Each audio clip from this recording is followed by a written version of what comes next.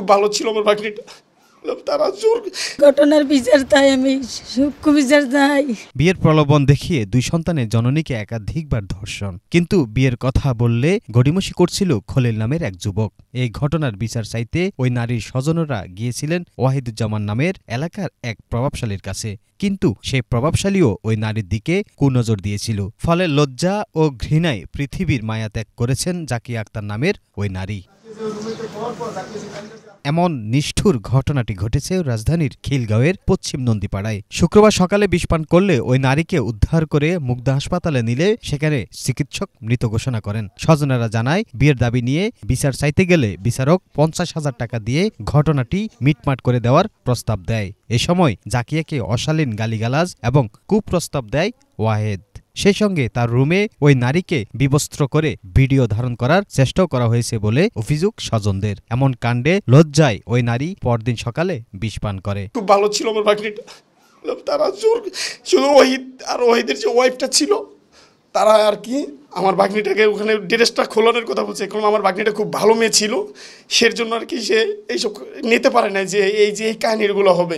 আর আমরা বুঝতে পারি না যে সে কতক্ষণ পর গজারি নিয়ে আসে, গজারি নিয়ে এসে আমাদের বাইর করে দেয়।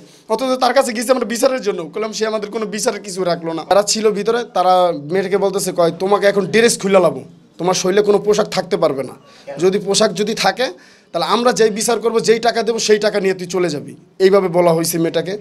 তবে আমরা পানি আনতে গেছি, আমাদের যখন তাদের রুমে আমাদের ঢুকতেই দেয় না, অথচ তারা বলে আমাদের বিচার করবে।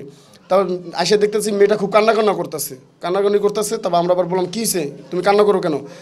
মামা এরকম আমার পোশাক খুলে লাইতেছে, টাইম না, হ্যার ওয়াইফে এরকম আমার খারাপ বিবেক করছে, আমার সাথেও তুমি শোভা। ওই নিজে বলছে, ওই স্যারে নিজে বলছে তুমি আমার সাথেও শোভা, তুমি সুন্দর হয়েছে দেখে কী হয়েছে, এরকমভাবে বিয়ে করার পর সেই মেয়েটারা আমরা আমাদের হাতে 25,000 টাকা দিয়া 50,000 টাকা একটা চুক্তি করে সে 25,000 টাকা হাতে জোর করে আমরা যেটা তুমি সেটাই নিবি, আর রবিবার দিন এসে আর 25,000 টাকা নিবি, এরকম কথা বললে আমাদের জোর করে পাঠিয়ে দিয়েছে।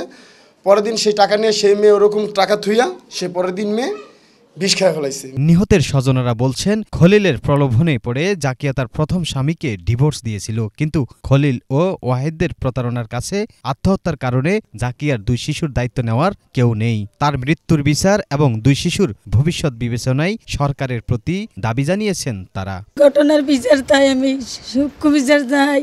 আমরা চাই এই ওয়াহিদ মিয়ার বিচার চাই। তার ব্যবহারের কারণে সেই মেয়েটা নিজের জান শেষ করে গেছে, ত্যাগ করে গেছে। আর মৃত্যুর কালে সে একই কথা বলে গেছে যে আমার এই মৃত্যুর জন্য ওহিদ মেয়ে দেয়।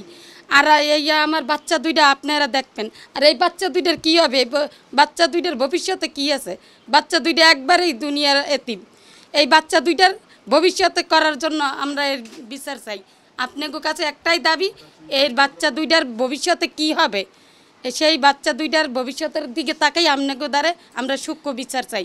এই ওয়াহিদ মিয়ার যা করেন আপনারা, এর বিচার আপনাকে দ্বারে আমরা চাই। সে ওই জায়গার বাড়িওয়ালা, অনেক প্রভাবশালী বাড়িওয়ালা, পশ্চিম নন্দীপাড়া, তার 6টা-7টা বলে বাড়ি আছে, সে অনেক বাড়িওয়ালা, তার ক্ষমতার কোনো নেই, সে নিজে অনেক ক্ষমতাশালী দেয়। স্থানীয়রা জানায়, ওয়াহেদের 2 স্ত্রী থাকার পরেও জাকিয়াকে কুপ্রস্তাব দিয়েছিল। অন্যদিকে খলিল নামের ওই যুবকের স্ত্রী থাকলেও জাকিয়ার সঙ্গে পরকীয়ার অপরাধে শাস্তি না দিয়ে উল্টো জাকিয়াকে দোষারোপ করে খলিলের পক্ষ নিয়েছিল ওয়াহেদ।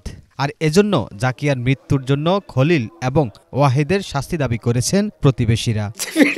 বহুত কষ্টের বিনিময়ে নাতি মানুষ করা হচ্ছে, সেই ওর কথার সুবাদে সব আজ শেষ হয়ে গেছে। বিয়া দিয়েছিলাম, এই অপরাধের বিচারটা আমরা সরকারের কাছে সূক্ষ্মভাবে চাই। এই ঘটনায় আত্মহত্যার প্ররোচনার অভিযোগে খলিল ও ওয়াহেদ সহ 4 জনকে আসামি করে একটি মামলা দায়ের করা হয়েছে থানায়। তবে এই ঘটনায় আসামিরা পলাতক থাকায় কাউকে গ্রেপ্তার করতে পারেনি বলে জানিয়েছে পুলিশ।